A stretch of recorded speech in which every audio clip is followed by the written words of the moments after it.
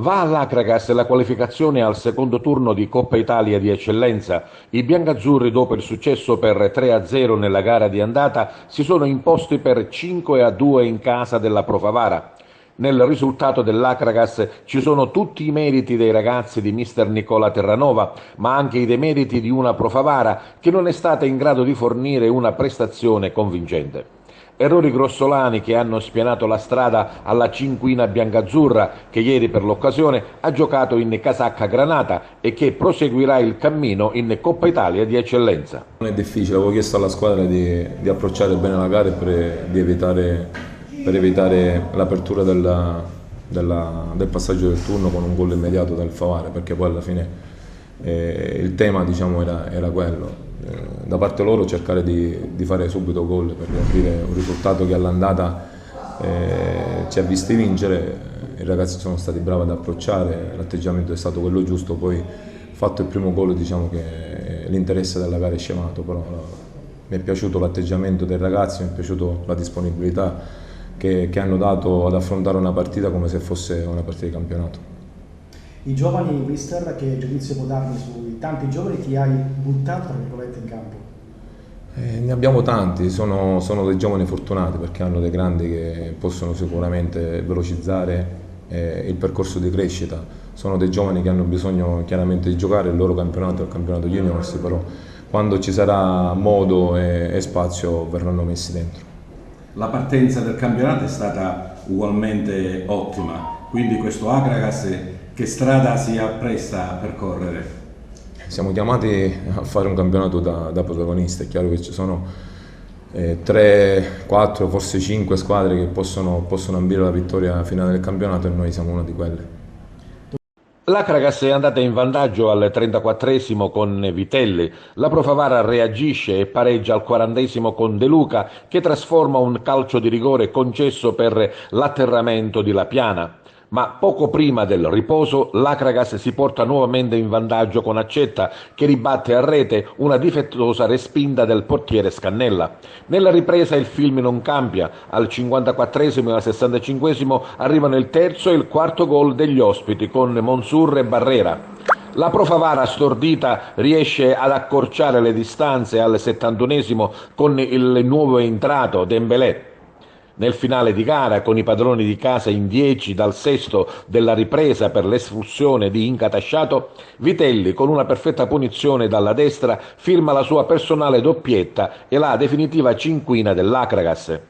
Se la qualificazione per la squadra gargantina era prevedibile, non ci si aspettava di certo la prestazione disarmante fornita dalla squadra favarese, candidata a recitare un ruolo di primo piano nel campionato di eccellenza, e invece reduce dalla terza sconfitta consecutiva con 10 gol subiti. Mister Francesco Todisco ha preferito non rilasciare dichiarazioni, a fare una seria riflessione il direttore sportivo Tino Longo. La sconfitta è pesante e ci sta tutto perché l'Acragas non ha fatto la sua partita. Aspettavo un atteggiamento diverso dai ragazzi, una voglia di riscattarsi dopo 2 sconfitte, dopo 5 gol subiti. Non lo so se subentra adesso ora la paura di giocare, la paura di perdere, la paura di...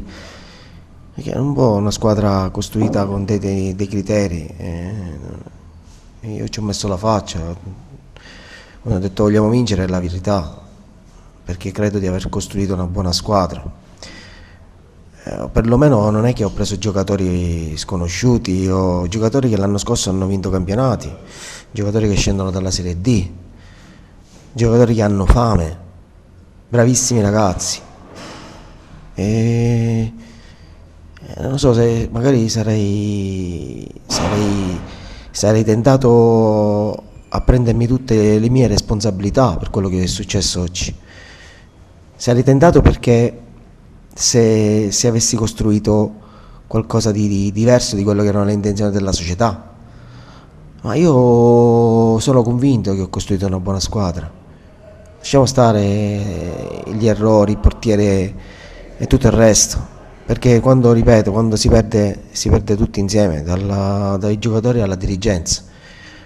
Quindi mi prendo tutte le responsabilità di queste 3 sconfitte. Però sono convinto che sono convinto, dobbiamo cercare di uscire fuori quello che effettivamente siamo. Sicuramente mettere da parte la Coppa Italia, ripartire, rituffarsi nel campionato dovrebbe essere insomma lo stimolo e la cura giusta. Io credo che i ragazzi non sono venuti qua a farsi una passeggiata a Favara, perché sono tutti ragazzi che vivono di calcio, gente che ha fatto l'eccellenza da tanti anni, ha fatto dal primo all'ultimo, qualcuno ha fatto categorie superiori. L'anno scorso hanno giocato in squadre che hanno, ripeto, vinto il campionato, l'anno scorso chi ha fatto i playoff. L'ambiente è giusto, la società non gli fa mancare niente, lavorano sodo tutta la settimana, non si risparmiano, fanno una vita sana, e quindi, come succede in tutte le famiglie, bisogna capire un attimo di cosa stiamo facendo. Dire ora ci riprendiamo è facile, io più che dire ci riprendiamo dico dobbiamo guardarci in faccia e capire di cosa vogliamo fare. Se vogliamo fare qualcosa di importante dobbiamo uscire quello che siamo, a meno che vuol dire che il calcio è cambiato, vuol dire che i giocatori dell'anno e degli anni precedenti non si devono prendere, chi vince il campionato dobbiamo continuare con i giovani, ma le ambizioni rimangono tali, e dirla così sembra assurdo, ma io lo penso, le ambizioni sono sempre le stesse. La Coppa Italia, a prescindere, io volevo più che altro una prova di riscatto, oggi non mi fregava niente, ormai compromesso all'andata, al campionato non abbiamo fatto questa figura, con Misimere abbiamo fatto questa figura, oggi è stato mortificante anche per me.